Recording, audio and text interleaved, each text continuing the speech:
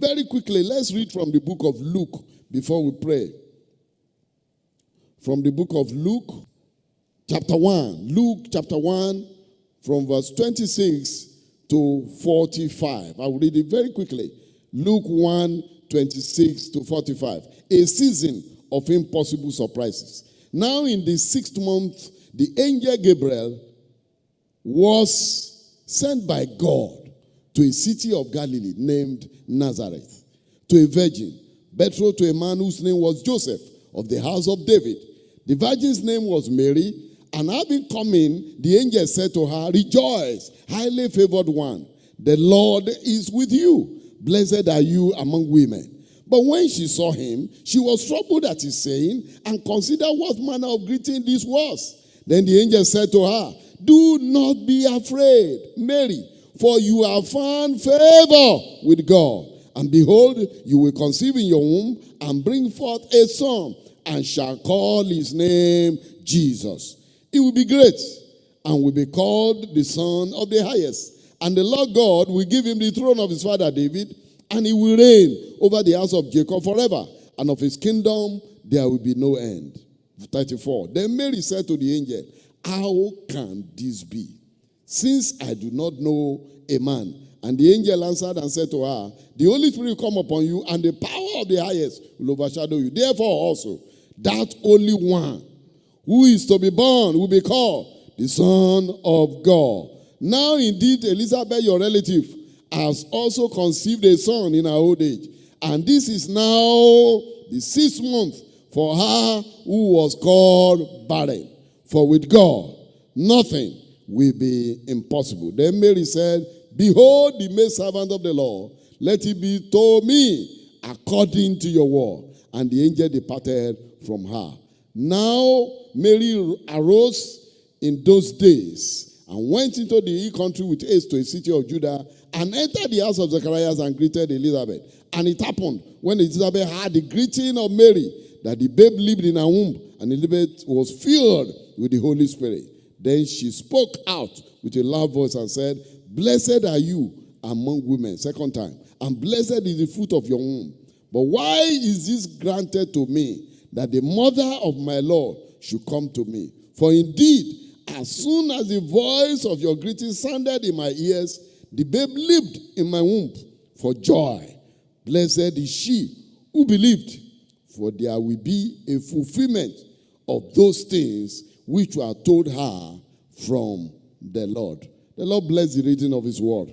Father, we thank you for your word. We give you praise. We ask, Lord, as we examine your word, you will give each and every one of us a season of surprises, a season of pleasant surprises, a season of impossible surprises. In the mighty name of Jesus. Lord, we pray you speak to our hearts. Lord, that we may learn something. You said, because these things were written for our example, on whom the end of the world has come. Father, we pray that we will learn what we need to learn. Lord, our faith will grow and our faith will be challenged in the mighty name of Jesus. Thank you because you have heard our prayers. For in Jesus' name we have prayed. A season of impossible surprises. You know, I promised you some time ago that I was going to tell you about the 2 significant impossible pregnancies in the New Testament. This is the story. This story captured the essence of the 2 impossible pregnancies in the New Testament of the Bible. You know, the greeting, beginning from the greeting to Mary, was a surprise. In verse 28 to 30, look at it there. That greeting, according to Jewish custom, that greeting was meant for established women. Women who have resources. Women who have name. Women who have accomplished. Those are the people they greet with that kind of greeting. That's why she was surprised, because you will have wondered, is it not just ordinary greeting? But in their custom, you don't greet a young girl. It's like seeing a young girl going, and you know in Yoruba you say, "Ekalema." The girl will be surprised. Say, why should you greet me like this? That was exactly the surprise of Mary. It started with the greeting. The surprise started with the greeting. It was a greeting meant for women who are blessed. That's why I say, blessed are you among women. That's how they greet them. Those of them who are blessed, who are highly favored. He said, the Lord who is with you, you have found favor. I pray today that somebody will find favor in the name of Jesus. Among your colleagues, you will find favor in the mighty name of Jesus. Look at it in verse 26 to 28. He was greeting her. He said to a virgin, rejoice, highly favored one. The Lord is with you. Blessed are you among women. I don't know what their population was as at that time. But for God to single out Mary, single out.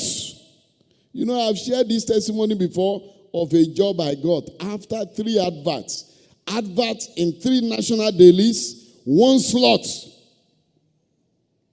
And I am the one.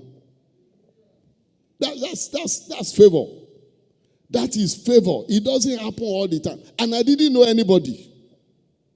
No long leg, nothing. It was advertised. 3 national dailies. People were asked to apply from everywhere for 1 slot, 1 position. You know, after I got the job, I kept the advert. It's inside my box. I said, this kind of thing, you don't throw it away. 1 slot, 1 man they were looking for.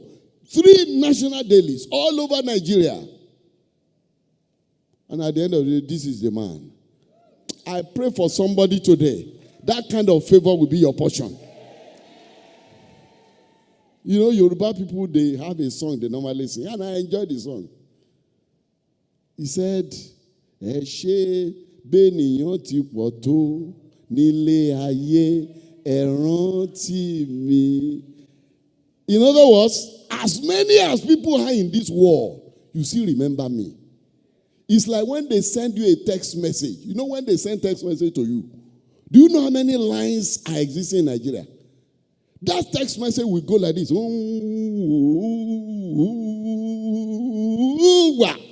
It will land inside your handset. You have never wondered. It doesn't mean so unless the person misses the line. And how many lines do they say we have now? I think they were mentioning 20 million lines.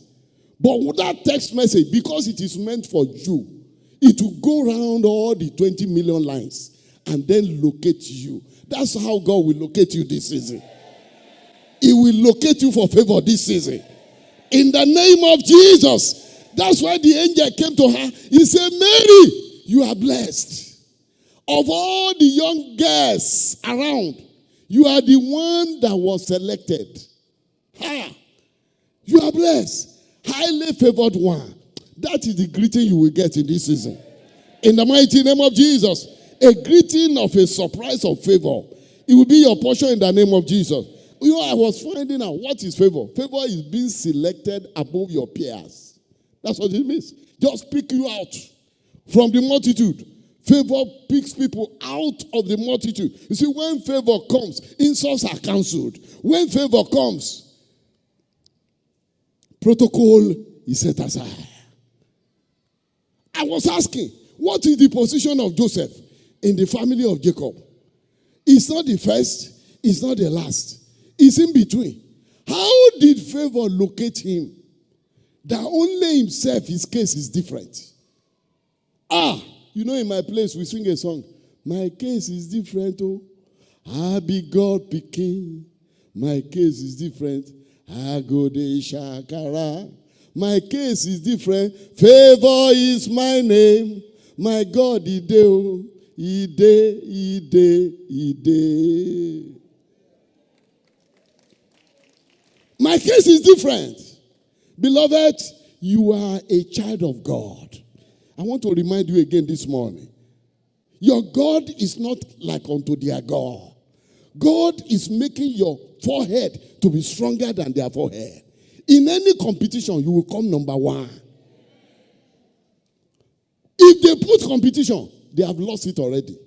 Because they are competing with somebody who heaven has selected already. She was chosen from the foundation of the world. When that prophecy came in Isaiah, he said, a virgin shall give birth. And look at it, it was Mary. So the angel came.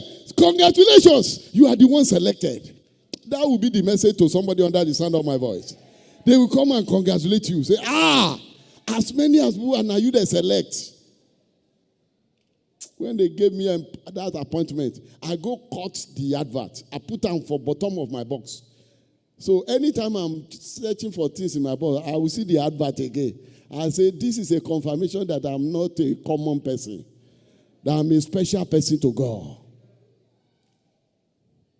And you are special too. 1 Peter 2:9. For you are a chosen generation. You are a royal priesthood. You are a peculiar people. God, from the foundation of the world, He chose you. Brought you out of darkness into His marvelous light. He wants to showcase you. God wants to demonstrate to the world how it means to live like a God on earth. And He was looking for somebody and He found you. To demonstrate to the world that you can live a supernatural life even while living as a natural human being. He did it in Jesus Christ. And people say it was because it was Jesus. Then He said, look, I'm going to replicate it so that you won't know it's a mistake. And He was looking for who to use to replicate it. And He found you, He found you, He found you, He found you, He found you, and He found you. And He said, you are the one I'm going to use to demonstrate to the world that it's possible to live a life of supernatural even while you are a natural human being. I pray for somebody under the sound of my voice. Your favor will not miss you. The greeting was a surprise to her. A greeting of favor. Congratulations. She didn't appreciate it. But you know, today we can appreciate it better. Because we now know that Mary was special. Number 2, the news was a surprise. Even the news that the angel brought was a surprise to her. You know, I'm talking about impossible surprises. The news itself was a surprise to her. What was the news? The angel said, you shall conceive in your womb and shall bring forth a son and call his name what? Jesus. Don't be afraid. And behold, I'm reading verse 30 now. You will conceive in your womb and bring forth a son and shall call his name Jesus. And they began to describe how the boy will look like. The woman was surprised. What kind of thing is this? How can you meet a woman who doesn't have a husband, who is not in her husband's house, and you tell her you are going to conceive, you will have a son? From where? Pregnant, they jump on people. Before the product, there must be a process. True of us. Even God, when He was going to create the world, it has to go through a process. He went for 6 days. Then on the 7th day, He rested.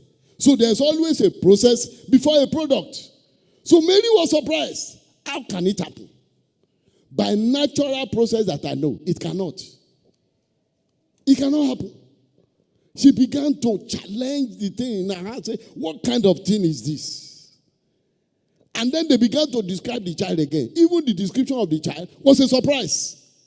He said the child is going to be great, yet to be born, and be called the Son of the Highest. And the Lord will give him the throne of his father David. And he will reign over the house of Jacob forever, and his kingdom there will be no end. It was a surprise. Everything the angel said was complete surprise to her. But you know what? In verse 34, she asked a question. And that's where I'm going to pick the message. In verse 34, she said, look at it. Then Mary said to the angel, how can this be, since I do not know a man? And the angel answered and said to her, the Holy Spirit come upon you, and the power of the highest will overshadow you. Therefore also that only one who is to be born will be called the Son of God.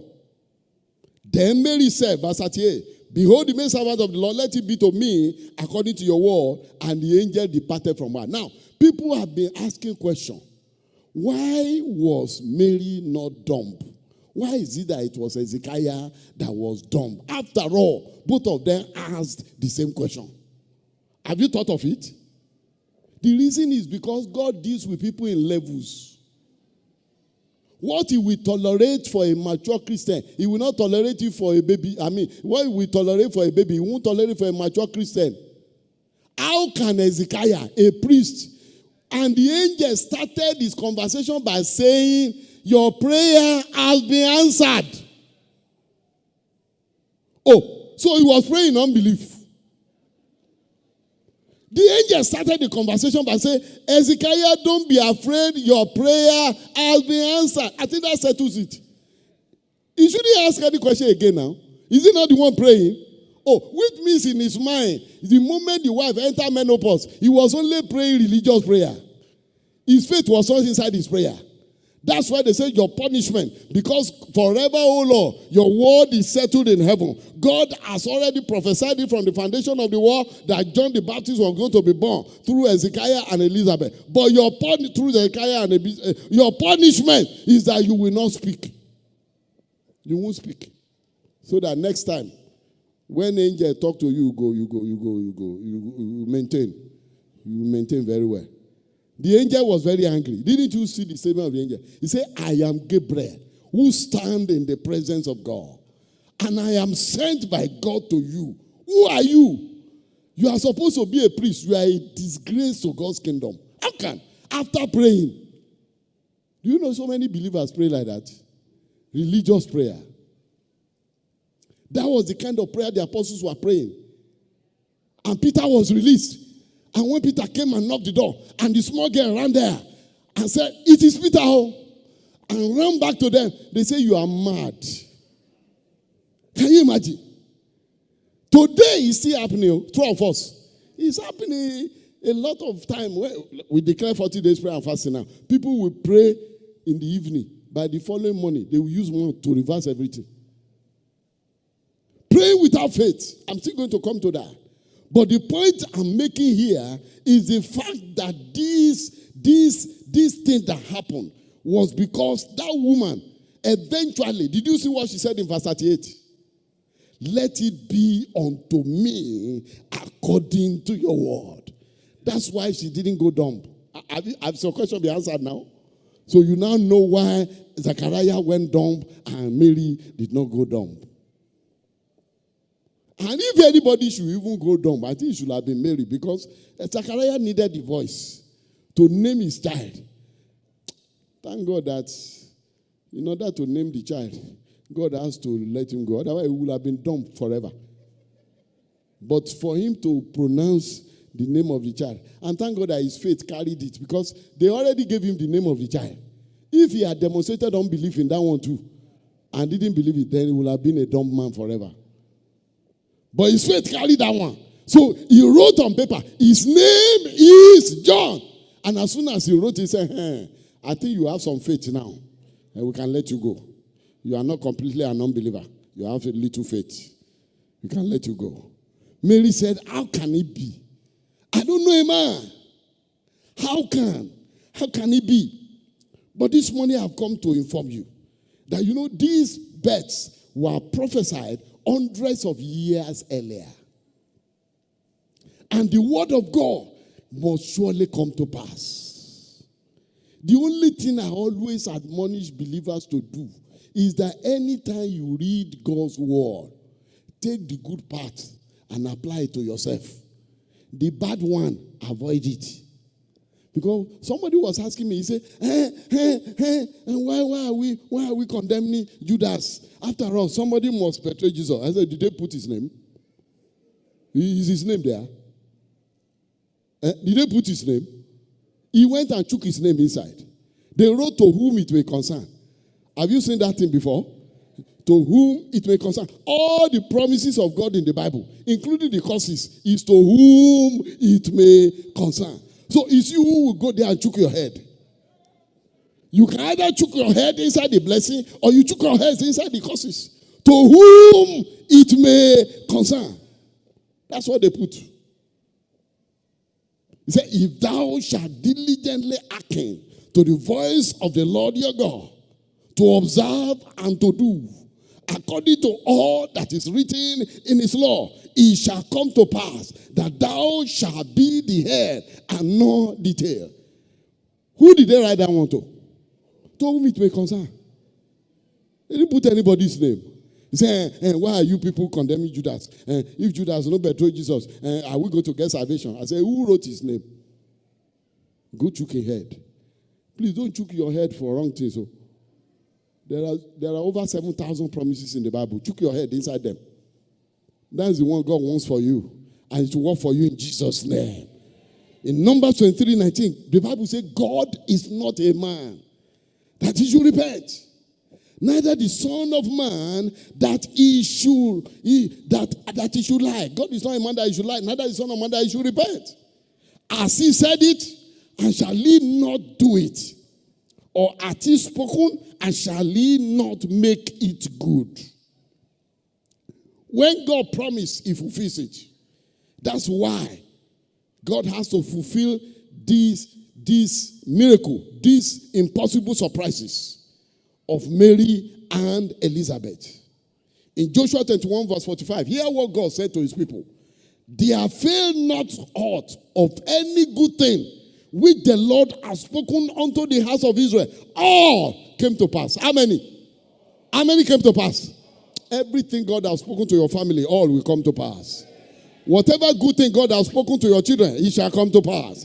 Whatever good thing he has spoken concerning your life, it shall come to pass. All came to pass. All came to pass. All came to pass. You know, there was this testimony of this brother, and I've heard such testimony. Even yesterday, I see how such a testimony by somebody. I hear it all the time, where they will say something normally happened in our lineage. And when it came to my turn, the story changed. I think Pastor Lati has given us that kind of testimony before. Yesterday, one of our fathers also gave us that kind of testimony. You know, this one I had is from somebody from South. He said there is a river in their village. And there's a crocodile that normally come out of that river at certain times of the year. And in their own family, they already know that anybody who is the head of the family at that particular time when the crocodile normally come out, somehow, the person will find himself in the river and the crocodile will hit the person. So they don't look for the person because they already know there's an understanding. And he said when he checked, he discovered that his father was the next. And he began to pray. And he ministered Christ to the man. The man accepted Christ. And he began to pray. He said, no, it won't happen. It won't happen. All of a sudden, when the date was due, the man, as usual, found himself at the river. And they were looking for him. They can't find him. For 3 days, they couldn't find him. Those who believe in that tradition, they say, why are you wasting your time? The church gathered. They began to pray. The community gathered. They were looking for him. They said, no, don't look for him now. We all know what has happened. This brother said he refused. He said, no. He cannot go like that. Because that's not the covenant I have with God. One covenant is superior to another one. I have a superior covenant over his life.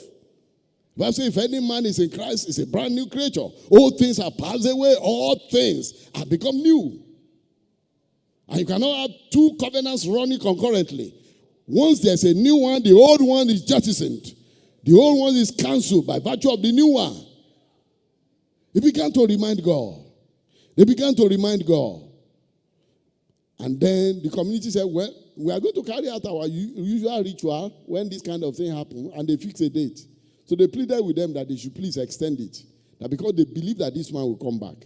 You know, they already know what they do. They want to do all the ritual and forget about him. Just 24 hours to the new day they gave. Some people from the church just went to the river and they met him sitting there like this. He was looking at them like this. They carried him and took him to the hospital. He lived. He didn't die. He lived. Why? Because God honors his word.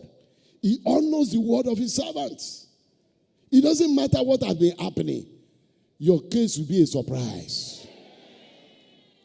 It doesn't matter what has been going on in your lineage. Your case will be a surprise.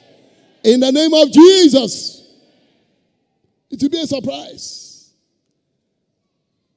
A surprise. There are some family, they say they don't live beyond 40. Some don't live beyond 50. Some don't live beyond 65.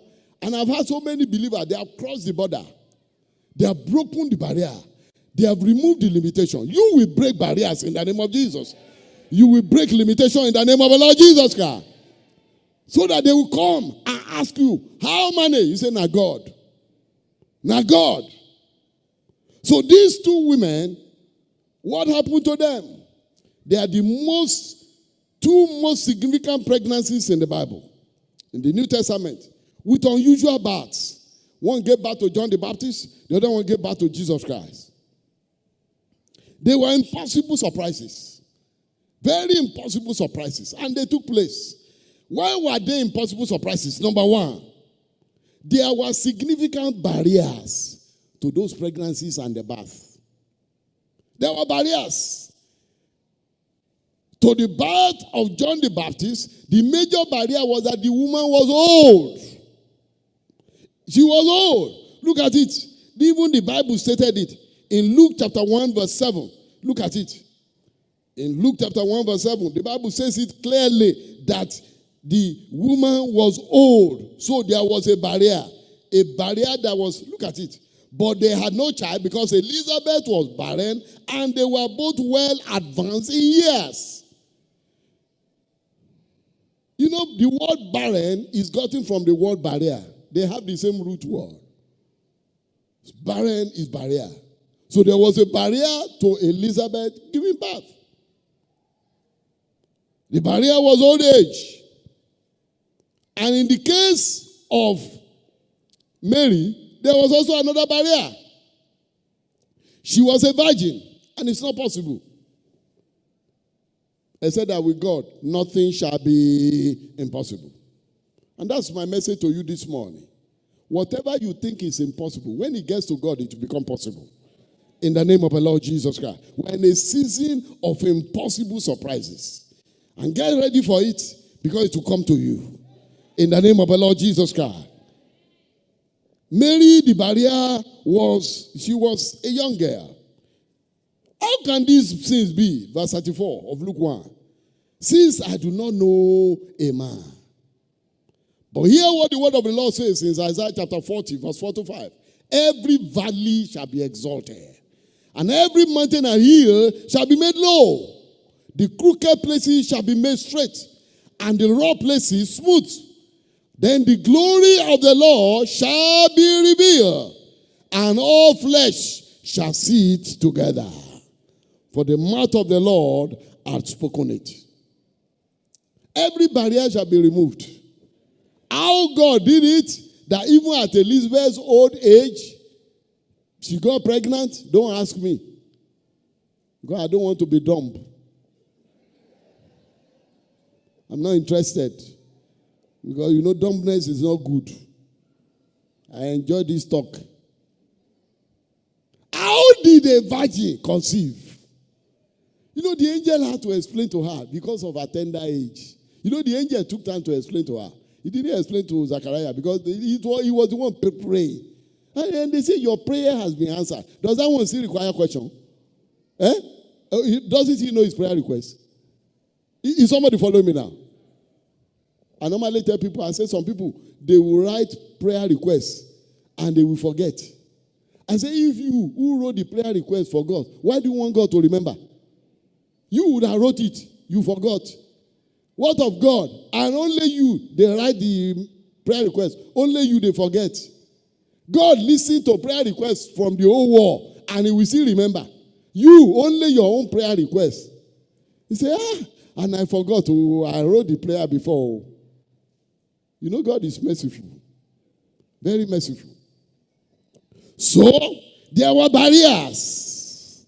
There were barriers. But God has told us here, whatever barrier is standing between you and your impossible surprise this year, every mountain and hill shall be brought low.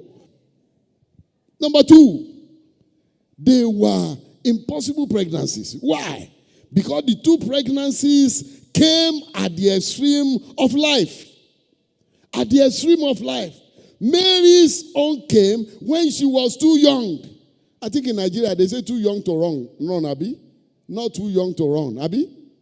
She was too young to carry a baby. Mary was too young and Elizabeth was too old. But when impossible surprises will come, neither old nor young is relevant. Age is discounted. It's not a matter of age. It's a matter of what God has proposed to do in your life. Life may not have been fair to you, But I'm glad to announce that you are blessed and highly favored. Nobody is too young for God to bless.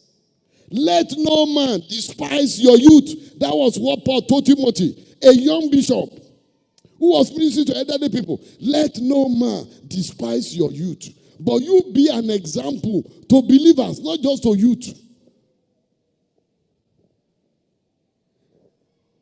Nobody is too young for God's miracle. You know, when we were in the university, I'm sure my wife will still remember, we had a colleague who finished medical school at the age of 21. In those days, it was such a strange thing because it wasn't common then. 21, he finished and married another girl. Okay, he was 22. He married another girl who also finished at 21. I think because of their young age, they were attracted to each other. They were Christians. I think they are somewhere in Canada now. Two of them, we used to look at them like a magician. How did they do it? And what happened to this boy? The mother was a teacher. So the mother didn't have where to put him. So when she's going to class, he carried him along. That's how he began to learn. At very, very tender age, he began to learn. 22, doctor. In those days, so not now, one of our friends is the Jew of a ministry. The daughter was going to enter a very standard university abroad in one of these Eastern countries. And they said she's too young. That in the history of the university, they never take anybody who is younger than 18. And she was about 14. And the mother prayed, she's a woman of God, and she wrote a lengthy letter to them. And she said to them, if I had done affidavit, I'm sure you people would have taken her. You will not know that I'm a lie I tell. He said, is it because I told the truth? They took the letter to the University Council. When they read it, they said, look, no, we need the daughter of a woman like this. And they admitted her. She broke 70 years record of the university. They took her for the first time. He said she was the one that broke the 70-year record of the university. She came home. She went for the internship for people who read medicine from abroad. She shattered all the records. There is nobody too young. I was happy when Brother Kevin was challenging the youth earlier in the day. None of those people who break record came with two heads. And when you are a child of God, it's even easier for you. I used to say one of my sons, he finished the Bible twice before he was 10. So when his brain began to spark, I wasn't surprised. Before 10, he had finished the Bible 2 times. And he said, Daddy, come, let me tell you what is here. I said, I'm busy. After listening to him for 5 minutes, I said, okay, go and tell your mommy. Twice completed by Genesis to Revelation. And come and see his brain. Till now, his brain is sparkling. Why? Because the Bible says, I have more understanding than my teachers, because your word is my meditation. You can't have contact with God's word and remain ordinary. The supernatural must breathe on you. So not too young. Not too young. The world look at Mary as being too young, but God look at her as the appropriate person. Not too young. God is interested in the young as well as the old. In 2 Chronicles chapter 26 verse 2, look at the story of a young man. Then all the people took Uzziah, who was only 16 years old, and they made him king instead of his father. Why? 16 and 16. And I discovered that he's one of the longest reigning kings. Because he ruled for over 50 years. 16. Only 16. And what was the secret? In verse 7, he said, and God helped him against all his enemies. God helped him. I'm reading 2 Chronicles 26, verse 7. Oh, God helped him against the Philistines and all the other enemies. In verse 15b of the 2 Chronicles 26, he said, for he was marvelously helped till he was strong. When God helps you, age is not a barrier. Is somebody following me this morning? You can't be too young for God's blessing. Neither can you be too old for God's blessing. When God decides to help you, age is set aside. That's what happened to Mary. The age was set aside. And what of Elizabeth? It does not matter how life has treated you, your later end shall be better than your beginning. Abraham encountered God at the age of 75 years. Is somebody with me? And that what made him better than his father. A journey his father started how many years ago? It was Abraham who completed it. The father said, we are going to Canaan. He ended up on the road. But when Abraham encountered God at the age of 75, as old as he was able to complete the journey. Somebody will be looking at me and say, but Gio used to talk a lot about young people. No, God is a God of everybody. Is somebody following me now? He's a God of the young and a God of the old. Because with God, it is never too late. Are you following what I'm saying now? With God, it's never too late. Moses never got into his life assignment until 80. You are not too old to be blessed. That's the conclusion. I say you are not too old to be blessed. You are not too old to do outstanding things. You are not too old to break records. You are not too old to do unique things. That's what I'm saying. I was reading the story. I don't know how many of you have read the story of Colonel Sanders, the owner of CFK, they call it. Yes. At 65, KFC, the owner of KFC, at 65, he was retired. And when he was retired, he wanted to write his will as a frustrated man. And he wanted to commit suicide. Because he felt that he had not achieved anything. Then as he was about to write his suicide note, something told him that all your life you have learned about cooking and feeding people. That is an achievement. That was what changed his mind from killing himself. Then he now went and prepared what you now call the chicken today. He prepared it and began to sell it from house to house. With how many dollars did he start? He started it with $87. That's what he used to start the business. Do you know that this man, who started this business at 65, by the time he was 88, Colonel Sanders was a billionaire in dollars. Nobody can write you off except yourself. Until you say it is over, it is never over with you. Elizabeth was old, but she was blessed. She gave birth to the forerunner of the Lord Jesus Christ. Number 3, the two families were unpicked by God from a crowd of families. They were special families. Just like the Bible says, you are a chosen generation. You are a royal priesthood, a holy nation. They were unpicked by God. The two families were unpicked by God for a special assignment, for a special purpose. They were a united family. Some things you can learn from them. They were a united family. They were together. Even when Joseph discovered that Mary had been pregnant, the Bible says angels spoke to him, don't put Mary aside. And he obeyed. He still loved his wife. It didn't make any difference. They were a family that was uniquely chosen by God. I pray for a family under the sound of my voice. May your family be chosen by God. I say God will choose your family to demonstrate his greatness, to demonstrate his power. In the name of the Lord Jesus Christ. God chose their family specially. Those two families. Chose them specially. That's why you saw the interaction between Mary and Elizabeth.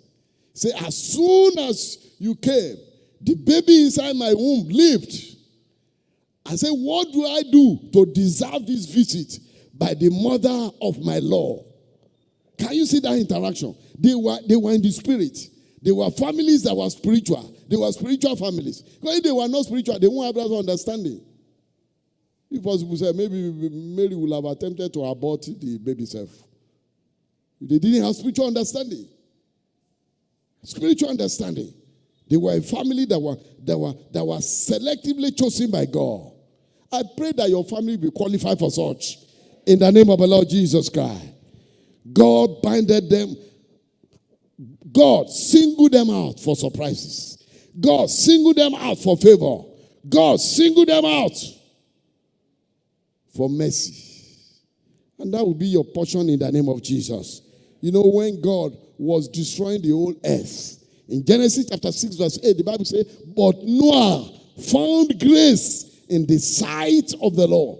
And after God had destroyed the whole earth, the only family that was standing was the family of Noah. And my last point here is that both families lived in obscure villages. They both lived in obscure villages. One lived in Bethlehem, the other one lived in Nazareth. And you remember John 1:46. Can anything good come out of Nazareth? And he said, come and see. Come and see. In other words, your location, physical location, has nothing to do with God's plan for your life. I used to tell people, I say, a goat in Nigeria, when they export it, when it gets to London, it's still a goat. Have you ever seen a goat that is exported and became a human being when it gets to London? Your physical location has very little bearing with God's blessing upon your life. You know, I was talking to somebody, and they were saying that, the sister was telling us.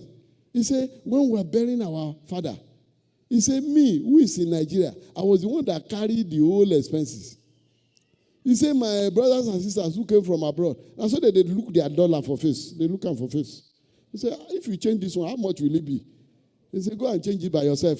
Go and calculate how much it is. For me, I have naira here to give you. You know, many people thought that when you get to US, you'll be picking money on the street. I met a man of God many, many years ago.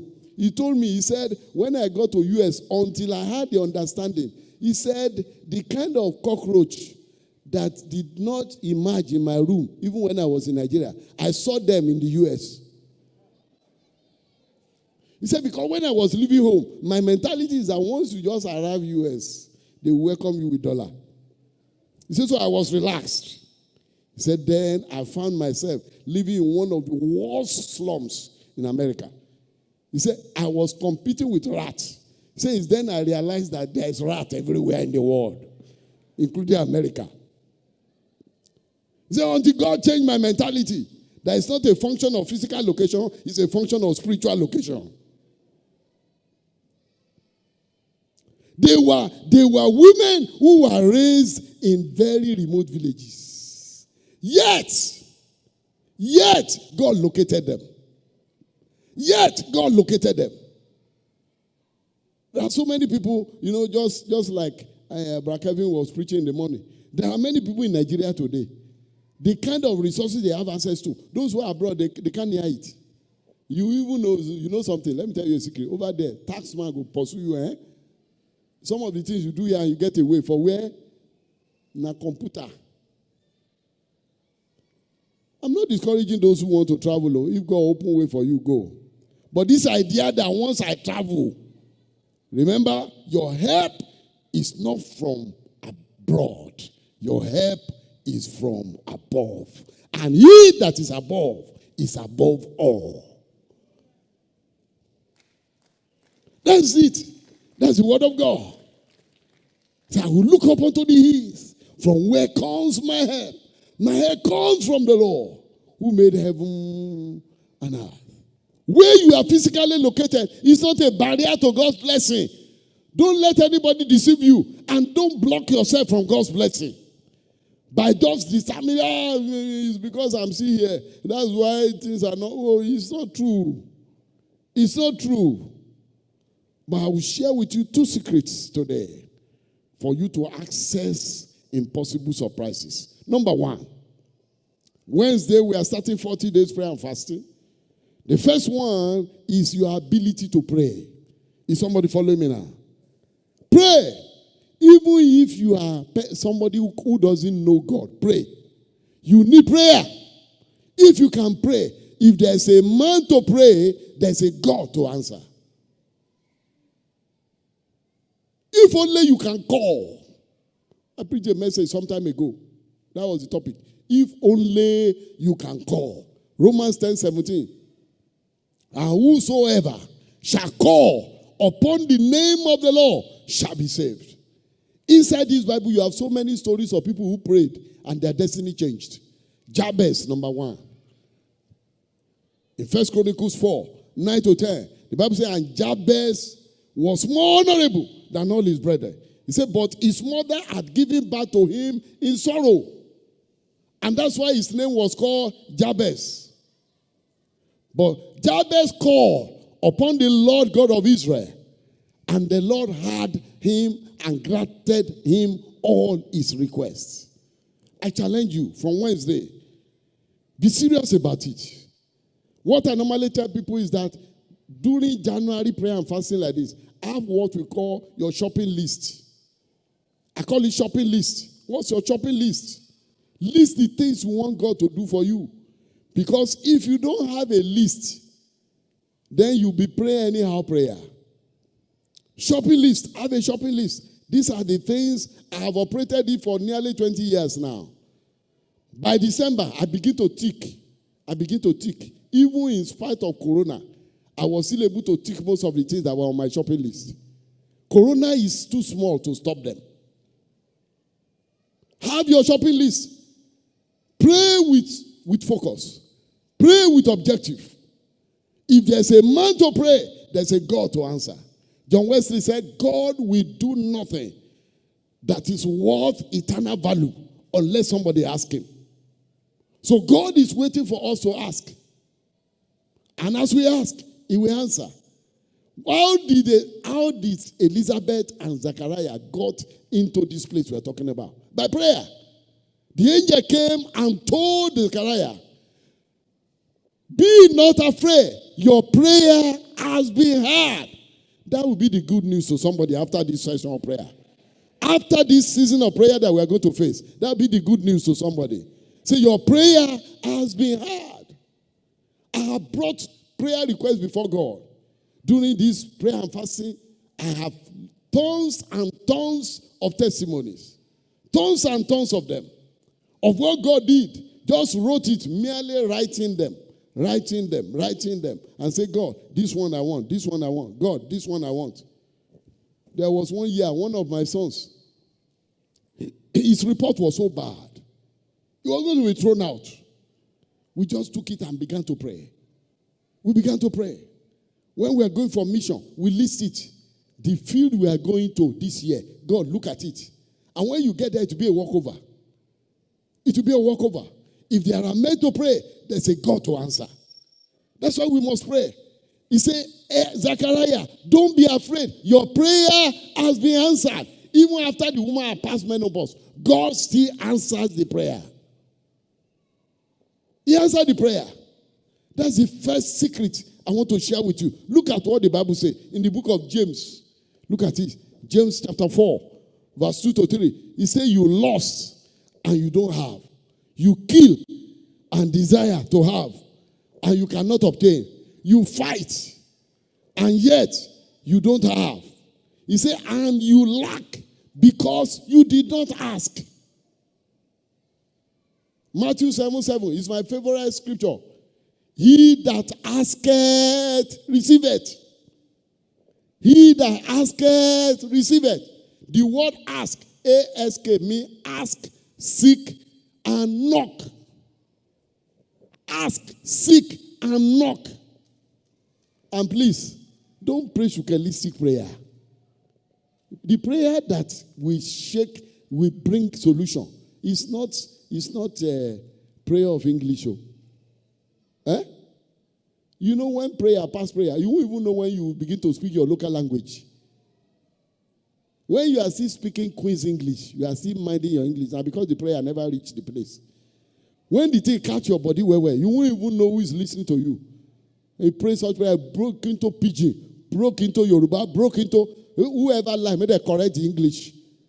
God in heaven understands all language, including wrong English.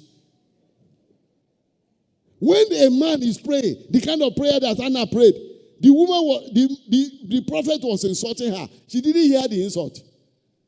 You know, if she heard the insult, she would have stormed out of the place. She didn't hear the insult. The man said, you drunken woman. You know that's enough to make her run out. She said, no, but I'm not drunk. Oh. I know what they do. You just think I'm drunk. I'm not drunk. In fact, I can understand you very well. I'm not drunk.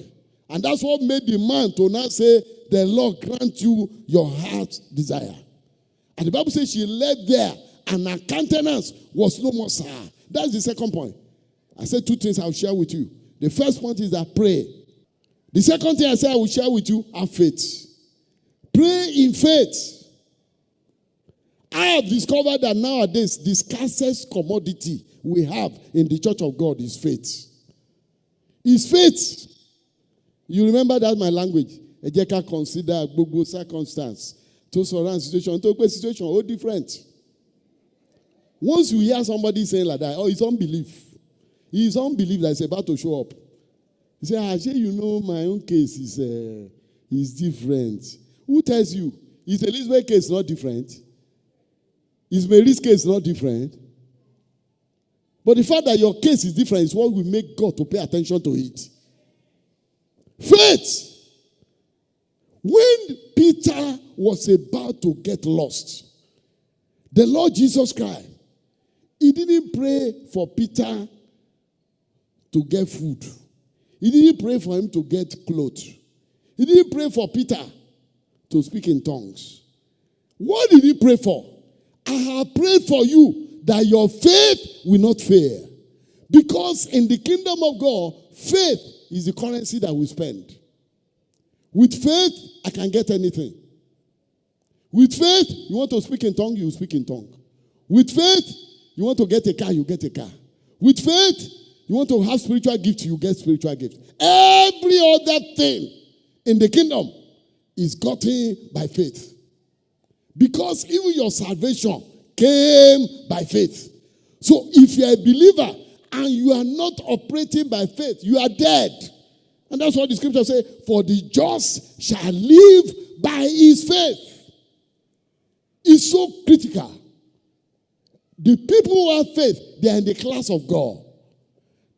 The Bible says, with God, nothing shall be impossible. He said, nothing shall be impossible to him that believeth. So they are in the same class with God.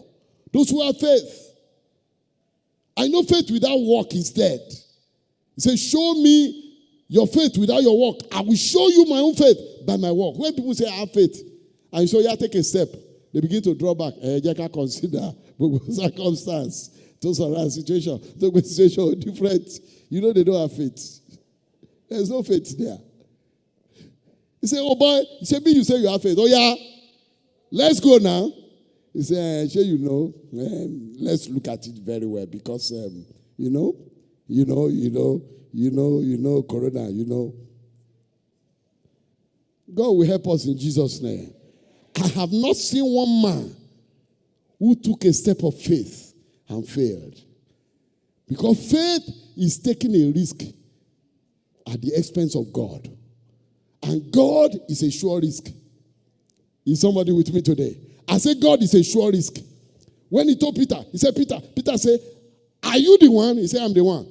Can you ask me to come? He said, come. And Peter began to walk on water. As Peter was going, all of a sudden, the Bible says he looked around. He changed his focus from the one who called him. And immediately, he began to sink. Because once you look away from him, you will see the contrary wind.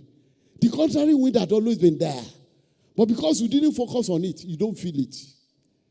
There is no point in time when any man exercised faith, the unbelief was not by his side. Faith is just a man who decides to ignore unbelief. That's what faith is all about. There is no man that will say, I was exercising faith and fear did not threaten me. There's nobody.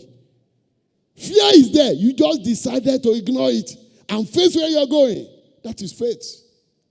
And I have operated it. I thank God that I had contact with men who are apostles of faith.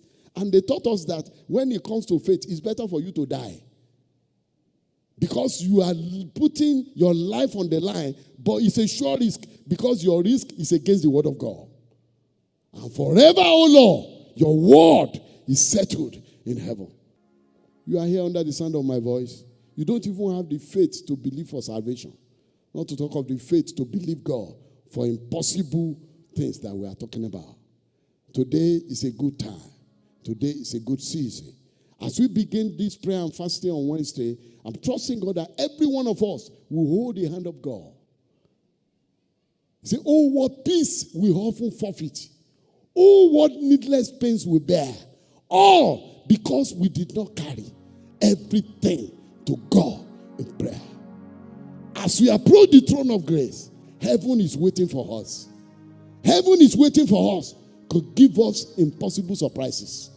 Heaven is waiting for us to turn around our captivity.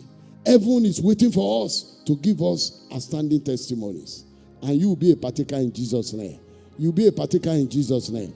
Bow down your heads and let us pray.